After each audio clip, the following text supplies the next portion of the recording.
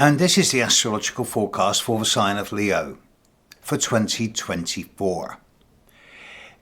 It's going to be an interesting year. Let's get the basics out of the way first.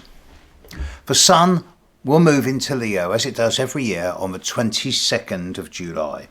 Sometimes it changes by a few hours, but it's about right.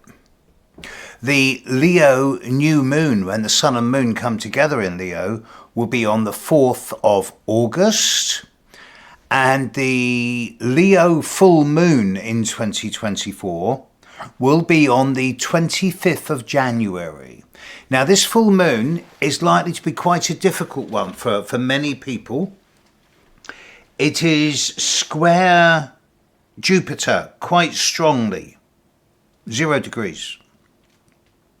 So what this tells me is that a number of you, particularly perhaps those of you born around the 27th, 28th of July, may overreach, overstretch, bite off more than you can chew, go larger than life.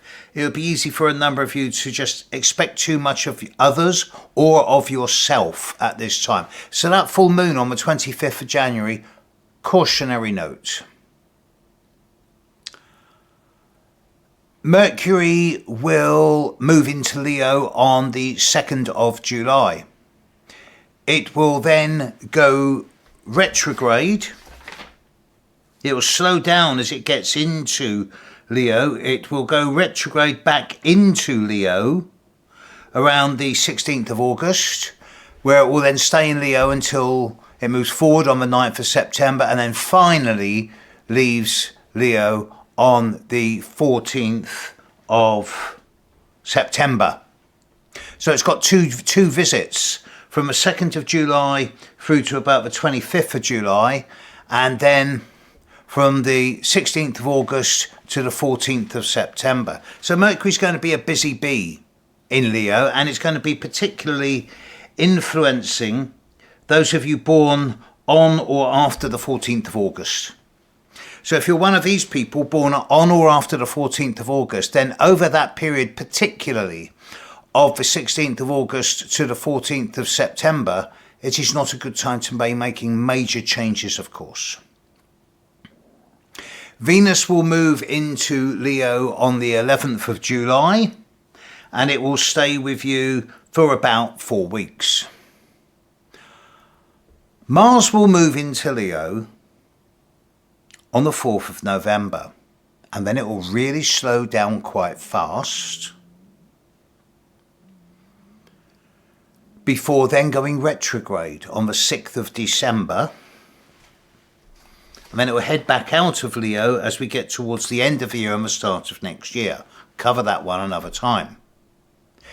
But it's certainly a point to note that for those of you born on or before the 28th of July, that the last 2 months of this year are not times for making major changes, of course.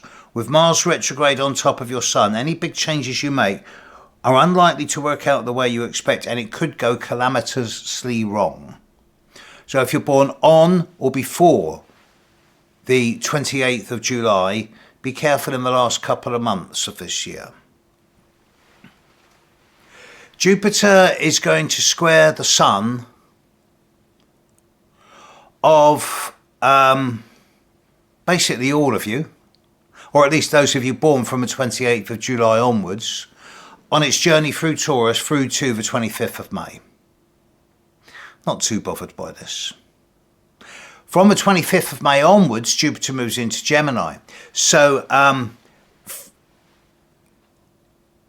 it will sextile the Sun of those of you born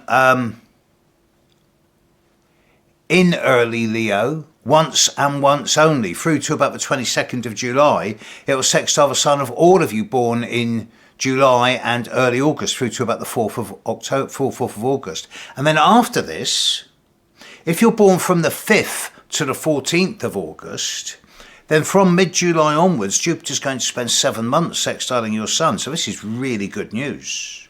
You can actually make, you can take chances There'll be windows of opportunity. This is primarily those of you born from the 5th to the 14th of August. It is a fortuitous time in the second half of next year. Saturn, you'll be pleased to know, isn't touching you at all in 2024. Uranus is squaring the Sun of a few of you. From the beginning of the year to mid-May, Uranus is squaring the Sun of those of you born from the 11th to the 14th of August.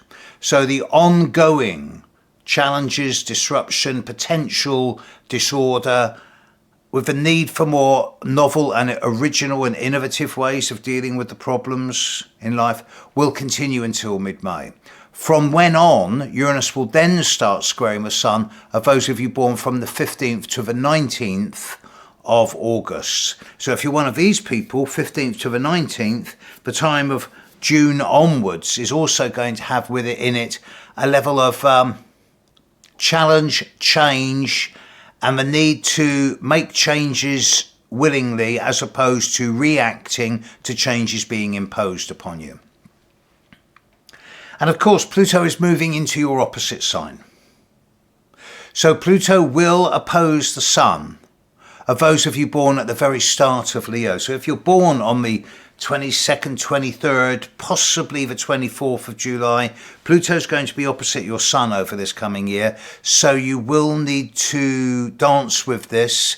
You will need to engage with your own psychology. You will need to give yourself permission to go into the dark without fear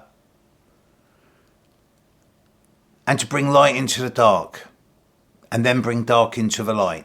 Think of the yin-yang symbol.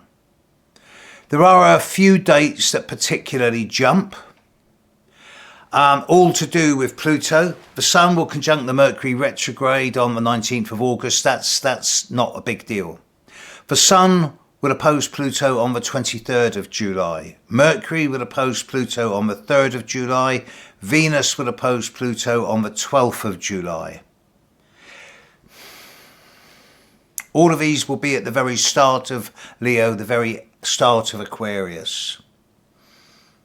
But for most of you, 20% of you, 25% of you have got Uranus squaring your Sun. A large number of you have got Jupiter sextiling your Sun. But it's not that bad a year. You should find collectively that the majority of you, if you keep your heads together and you don't stick your head above the parapet and you don't take silly chances, should be a good year. Don't be scared to make change. Without change, you get entropy, which leads to decay. As far as 2024 goes, Leo, have a quiet but innovative year.